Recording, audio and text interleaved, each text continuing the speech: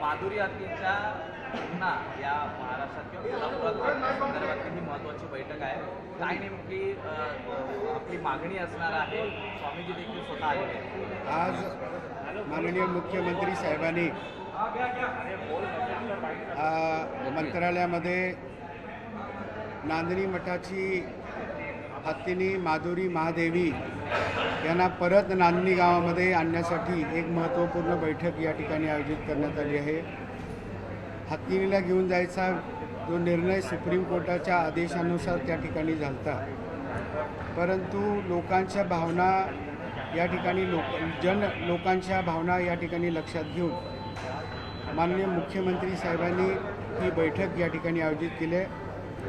मठाचे मठाधिकारी सगळे लोकप्रतिनिधी या मीटिंगला उपस्थित राहणार आहेत आणि खात्री आहे, आम्हाला मुख्यमंत्री साहेबांच्यावरती विश्वास आहे की त्यांनी अतिशय योग्य तो मार्ग या सर्व विषयावरती त्या ठिकाणी काढतील आणि आमची हत्तीनी, आमची लाडकी माधुरी हत्तीनी ही परत नांदणी गावामध्ये त्या ठिकाणी येईल.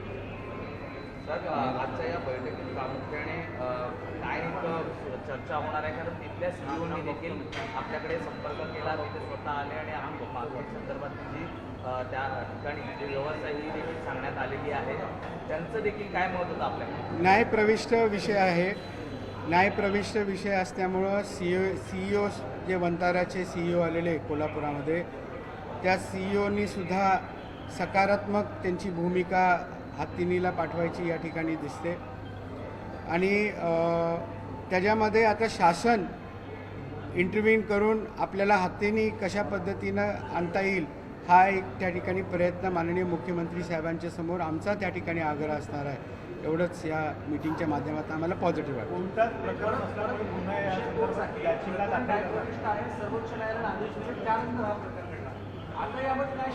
रिपिटिशनला आम्हाला स्कोप आहे.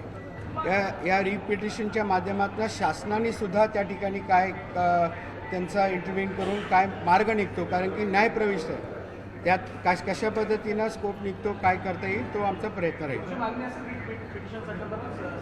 हो, आता कायद्याच्या तज्ज्ञांना घेऊन बाबी तपासल्या पाहिजे, त्यामध्ये काय सापडते हे बघितलं पाहिजे. माननीय मुख्यमंत्र्यांना आम्ही सगळी विनंती करणार आहे, कायदेशीर पद्धतीनं जशा पद्धतीनं आमच्या हिला नेलं तशाच पद्धतीनं तिला परत कसं कायदेशीर कोर्टाच्या आदेशानं आणलं पाहिजे.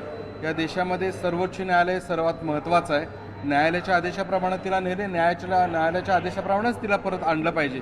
हा प्रयत्न आमच्या सगळ्यांचा राहील आणि काय बाकीच्या थोड्याफार मागण्या ज्या आमच्या असतील त्या आदरणीय मुख्यमंत्री साहेबांशी आम्ही ठेवू, चर्चा करू. आदरणीय महाराज या ठिकाणी आलेले आहेत. या ठिकाणी सगळ्याच लोकप्रतिनिधी या ठिकाणी आमदार आवाडे साहेब आहेत, खासदार धैर्यशील माने साहेब, सगळ्यांनीच प्रयत्न केले कशा पद्धतीनं या बैठकी घडवून पुढं निर्णय करण्याच्या दृष्टिकोनातनं. आज समाजाचे अध्यक्ष बालचंद्र पाटील या ठिकाणी आलेत, आज महाराज स्वतः आहेत. त्यामुळे सगळी ही प्रमुख मंडळी जे एक निर्णय घेण्याच्या दृष्टिकोनातनं, कारण कोल्हापूरमध्ये प्रचंड मोठा जनउद्रेक झाला, त्यामध्ये भरपूर लोक रस्त्यावर त्या ठिकाणी आली.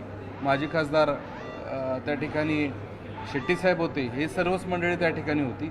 या सगळ्यांशी चर्चा करून एक शांततेच्या मार्गातनं कसा हा मार्ग काढून परत आमच्या महादेवीनी हत्तीनीला परत नांदणीत आणता येईल याचा प्रयत्न प्रामाणिकपणे आज होईल. फक्त एक प्रश्न आहे, मुळात जर याचिका कोर्टाच्या माध्यमातून आलेले निर्णय असतात इम्प्लिमेंट होते, जर करायचं असेल तर राज्य सरकारला परत कोर्टात रिपिटिशन दाखल करावं लागेल, तशा स्वरूपाची मागणी राहणार आहे का? कारण की आमची मागणी तीच आहे, कोर्टाच्या माध्यमातून आणायला पाहिजे. त्याच आमची मागणी तीच आहे की शासनाचा इंटरव्ह्यू करून आमची हत्तीनी परत यायला पाहिजे, हीच आमची मागणी आहे आणि आम्हाला खात्री आहे की ह्याच्यातनं योग्य तोडगा त्या ठिकाणी निघेल. माने साहेब.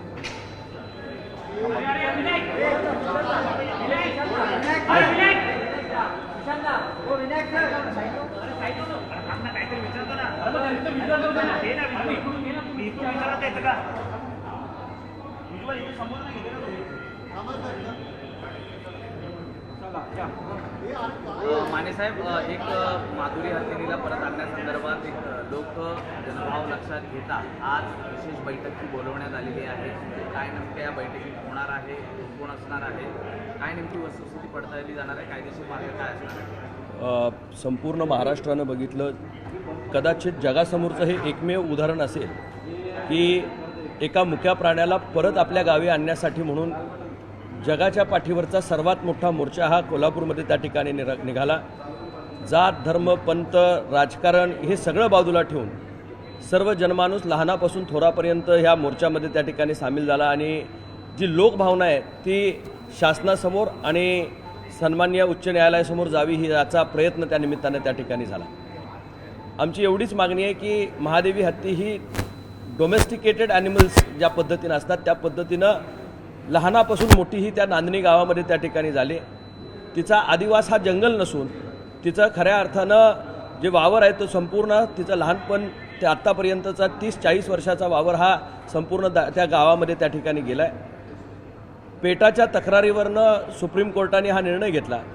निश्चितच त्यामध्ये सुद्धा काही या ठिकाणी मार्ग काढून ज्या पद्धतीनं नागपंचमी परत एकदा या ठिकाणी सुरू झाली त्याच धर्तीवर हत्ती हा कदाचित शेड्यूल 1 मधला या ठिकाणी ॲनिमल जरी या ठिकाणी जंगली प्राणी म्हणून असेल तरीसुद्धा लायसन्स ॲनिमल्स जे आहेत जे काही फेस्टिव्ह सीझनसाठी फेस्टिव्ह कामासाठी या ठिकाणी काम घेतलं जातं त्यामध्ये सुद्धा हत्तीचा उल्लेख त्या ठिकाणी आहे. अनेक मठांच्याकडे मंदिरांच्याकडे आजही हत्ती देशभरामध्ये त्या ठिकाणी आहेत. आरोग्याचं कारण पुढे करून अशा पद्धतीचा निर्णय करण्यात आला आहे. आमचा प्रयत्न हा आहे की आरोग्याची जी व्यवस्था ते करू शकतात ते आम्ही आमच्या ठिकाणी सुद्धा करू. त्यांच्या काही त्रुटी असतील त्याही दूर करू. पण निश्चितपणे हाय पॉवर कमिटीच्या माध्यमातून आज परत रिव्ह्यू पिटिशन आम्ही त्या ठिकाणी जे दाखल करतोय त्यामध्ये आम्हाला सहकार्य व्हावं आणि शासनानं यामध्ये लक्ष घालावं. सन्माननीय मुख्यमंत्र्यांनी त्या पद्धतीची बैठक आज त्या ठिकाणी लावलेली आहे. दोन्ही उपमुख्यमंत्री मुख्यमंत्री यांच्या मार्गदर्शनाखाली महाराष्ट्र शासनानं सुद्धा लोकभावनेचा आदर राखत आपण यामध्ये लक्ष घालणं या ठिकाणी गरजेचं आहे.